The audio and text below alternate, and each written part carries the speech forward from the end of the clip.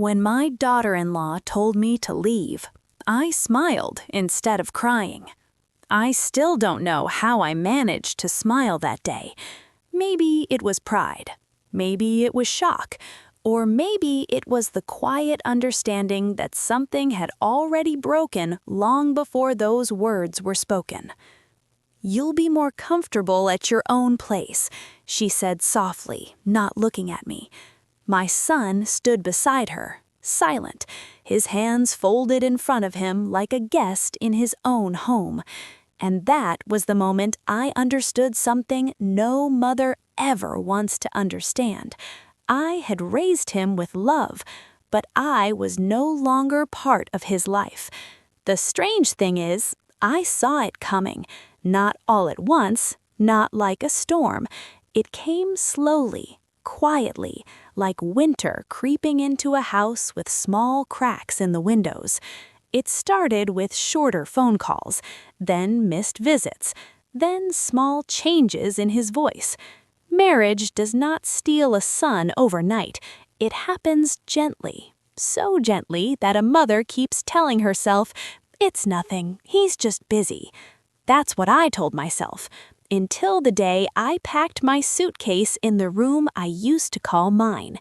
I didn't argue. I didn't shout. I just folded my clothes carefully, the way I used to fold his tiny shirts when he was 5 years old. And that is how this story begins. My son, Daniel, was born on a rainy afternoon in April. The hospital windows were covered with water droplets, and I remember thinking that the sky was crying tears of joy for me. He was small, so small that when the nurse placed him in my arms, I was afraid to breathe too deeply.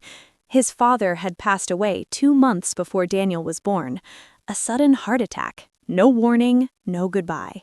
So from the very beginning, it was just me and my boy. I used to whisper to him at night, "It's you and me, Daniel. We will be okay." And we were. Life was not easy. I worked 2 jobs. In the mornings, I cleaned offices. At night, I worked at a small grocery store. I was always tired, but when I came home and saw his face, the tiredness faded. He was a gentle child. He never asked for expensive toys. He never complained about what we didn't have. When he was 7, he once told his teacher, "My mom is my hero." The teacher told me that during a parent meeting, and I cried in the school bathroom for 10 minutes. Those were simple years. We lived in a small apartment with peeling paint on the kitchen wall. Every Sunday, we made pancakes together. He would stir the batter too fast and spill flour on the floor. I would pretend to be upset, and he would hug me from behind and say, "Sorry, Mama." I never felt alone when he was around. As he grew older, I tried to give him everything I could not have: education, confidence, a sense of security. When he entered college, I felt both proud and afraid. Proud because he was the first in our family to go that far. Afraid because I knew the world would slowly take him away from me. But that is what mothers do. We raise our children to leave. We just don't expect it to hurt this much. When Daniel met Clara, he told me about her with a shy smile. "She's kind, Mom," he said. "You'll like her." And I believed him. The first time I met Clara, she brought flowers, white lilies. She hugged me politely. She was beautiful, educated, confident, very different from me. At dinner, she spoke about her career plans, her travels, her dreams of moving to a bigger city. Daniel looked at her the way his father once looked at me, full of admiration. I told myself, this is good. He deserves someone strong. And I truly meant it. When they got engaged, I helped with everything. I paid for part of the wedding, even though it emptied my savings. I told Daniel, "Don't worry about me. This is your time." The wedding day was bright and warm. When I watched him say his vows, I felt something strange in my chest. Not jealousy, not sadness, just the quiet understanding that my role was changing. After the honeymoon, they moved into a small house across town. At first, Daniel called me every evening. "Did you eat?" he would ask. "Are you taking your medicine?" I laughed and told him, "You sound like the parent now." But slowly, the calls became shorter, then every other day, then once a week. Clara was always polite when I visited, but there was a distance in her smile, like she was measuring how long I would stay. I tried to not overstay. I brought food, cleaned the kitchen, folded laundry when she was at work. One afternoon, she gently said, "You don't have to do that." I replied, "I know, I just like helping." She nodded, but her eyes said something else. That was the first small crack. I didn't notice how the cracks grew, not until I moved in with them temporarily after my apartment building had plumbing damage. "It's just for a few weeks," Daniel insisted. I was grateful, but I could feel the shift. Their routines did not include me. Breakfast was quick and quiet. Dinner conversations were about things I didn't understand. Sometimes they laughed about inside jokes, and I smiled without knowing why. I began to feel like a guest in my son's home. And guests, no matter how loved, are never permanent. This is where the slow change truly began, and I wish I had been braver. I wish I had spoken from my heart instead of pretending everything was fine, because silence can sometimes build walls faster than anger ever could. The first few days in their house were quiet. I woke up early every morning. Old habits do not leave easily. I would go into the kitchen and make tea. Sometimes I made some for them, too. One morning, Clara said gently, "We usually drink coffee, sugar-free." I smiled. "Oh, I'll remember that next time." It was a small thing, but I felt like I did not fully belong in their routines. Their home was modern. Everything had its place. Their days were planned. My ways were slower, older. When I cleaned the kitchen, Clara would clean it again later. When I folded the laundry, she would refold it. She never said anything, but silence can speak very loudly. Daniel was changing too. Before, he would sit beside me and talk. Now he was often on his phone. Work messages, friends, plans. Sometimes I would sit near him and say, "Do you remember how you used to run into the rain when you were little?" He would smile a little. "Yeah, Mom, those were good days." Then his phone would beep, and he would stand up and walk away. I would sit there, looking out the window. There was no rain outside, only quiet air. One evening at dinner, Clara mentioned, "We're planning a weekend trip next month." I smiled. "That's wonderful. I'll take care of the house." Clara paused. She looked at Daniel for a moment. Then she said, "Actually, we were thinking it might be better if you moved back to your apartment by then." The plumbing at my building had already been fixed. I just had not rushed back. I thought maybe I could stay a little longer. I nodded slowly. "Of course, I understand." Daniel stayed quiet. He held his glass of water and did not look at me. It was a small moment, but that night I could not sleep. I sat in my room and looked at old photographs.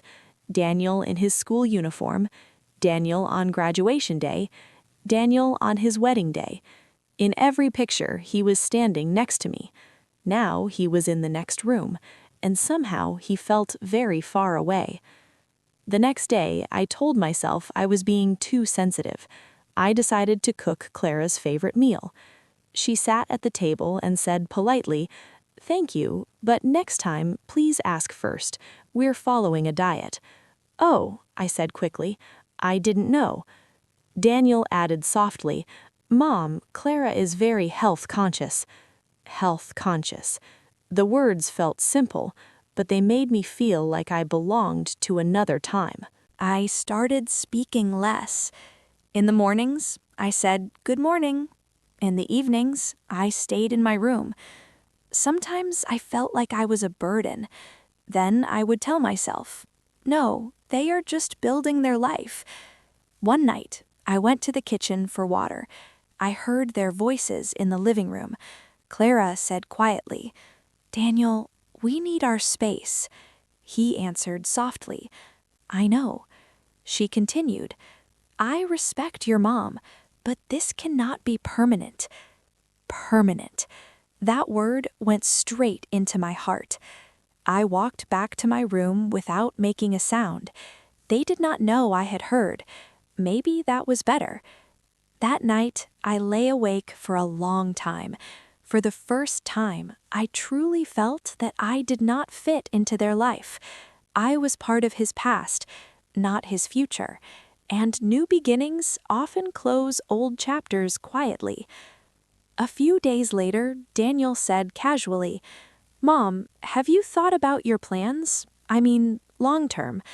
I understood what he meant. I smiled gently. I'll be fine in my apartment. I can manage. He nodded.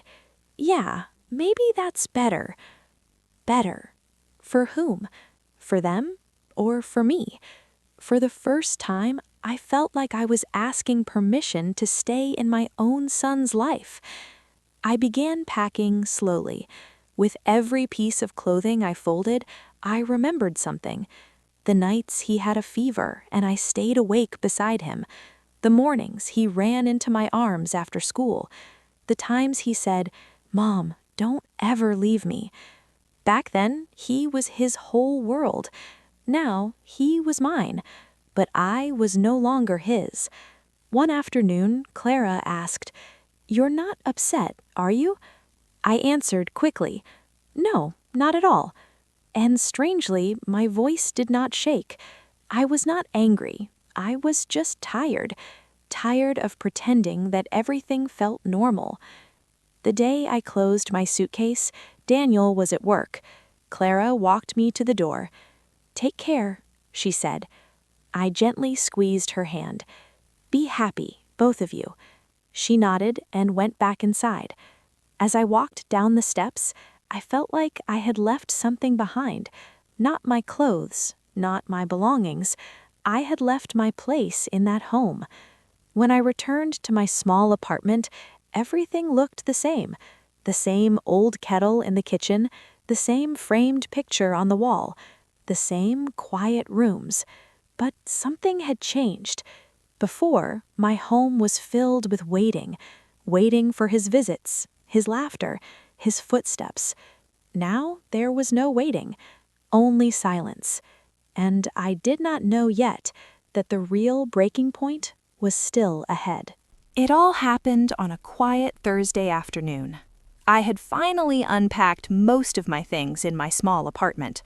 The walls were bare, the kitchen smelled like the stew I had cooked earlier, and the silence was heavy. But this silence was different. It wasn't lonely, it was real. It was mine. Then my phone rang. It was Daniel. My heart jumped. I thought maybe he had realized something. Maybe he had called to check on me. Maybe he had missed me. Hi, Mom, he said casually. Hi, Daniel, I replied. My voice trembled slightly, but I tried to keep it steady. I, wanted to tell you something, he said slowly.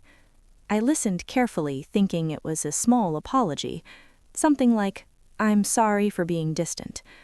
But no, I'm thinking we don't really need the old house anymore. Clara and I, we want to make our life completely ours. So, yeah, we thought it's better if you stay there permanently.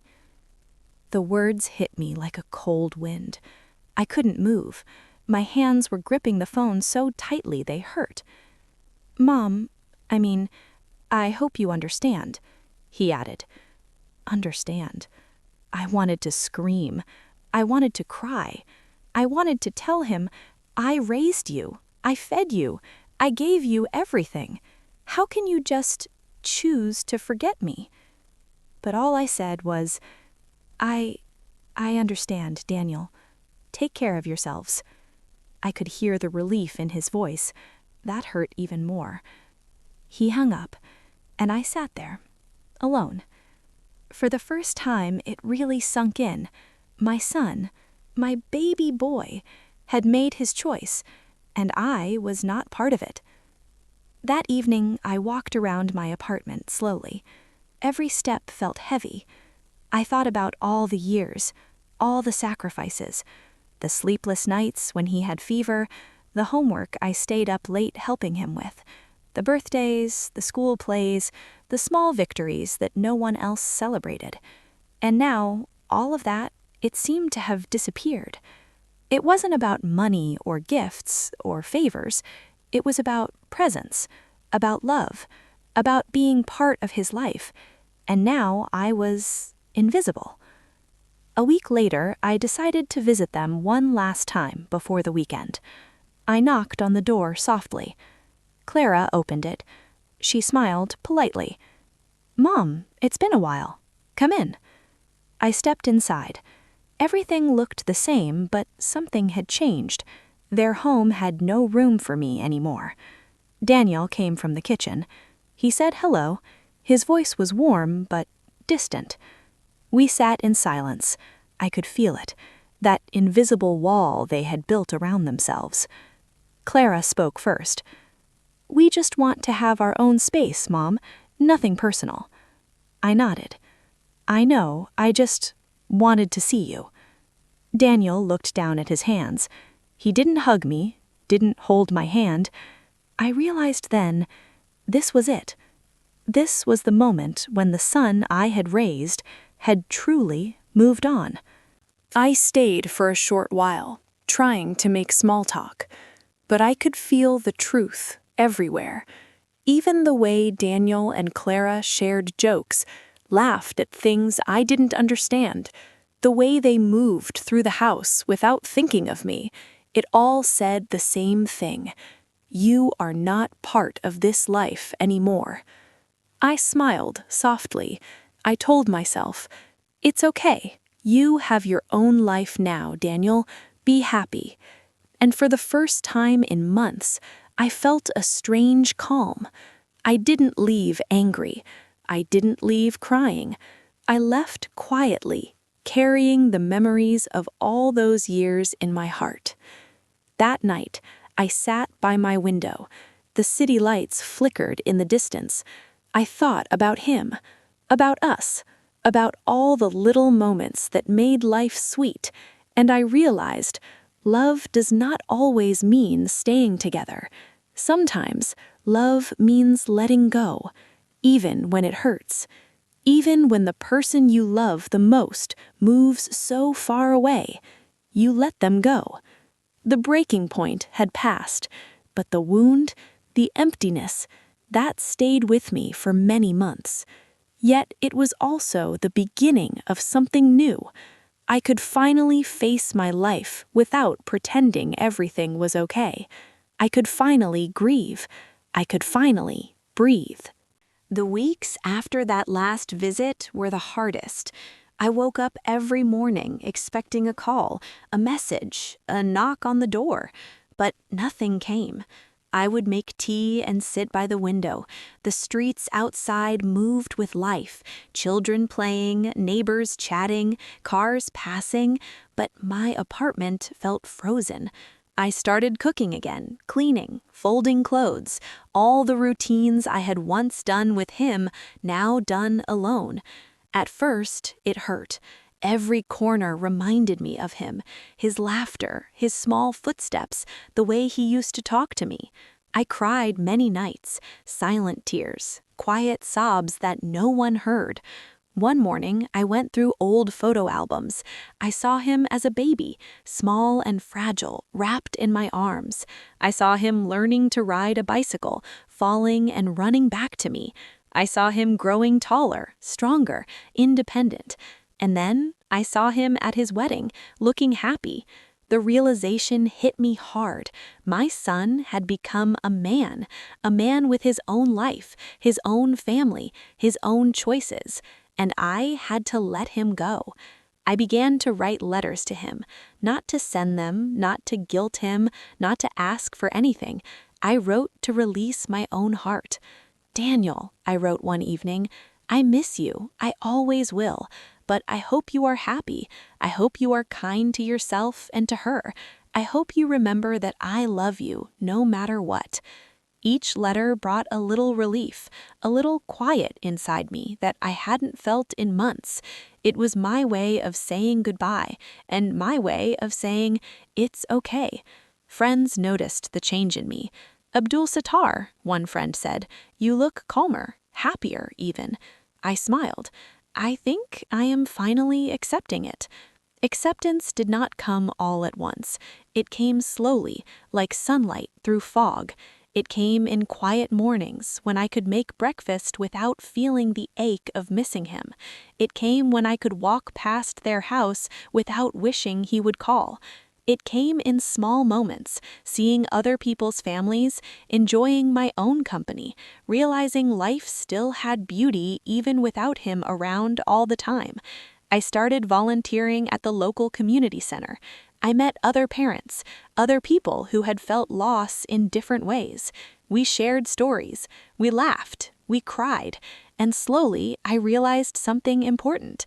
Life does not end when someone leaves. Life continues. And love does not disappear. It changes. It becomes something you carry quietly in your heart, even if the person you love is far away. Months later, Daniel called. Just a short phone call. "Hi, Mom," he said. I smiled. "Hi, Daniel." We talked about small things, nothing heavy, nothing emotional. I didn't ask him to come over. I didn't ask for visits. I just listened, and I realized that was enough.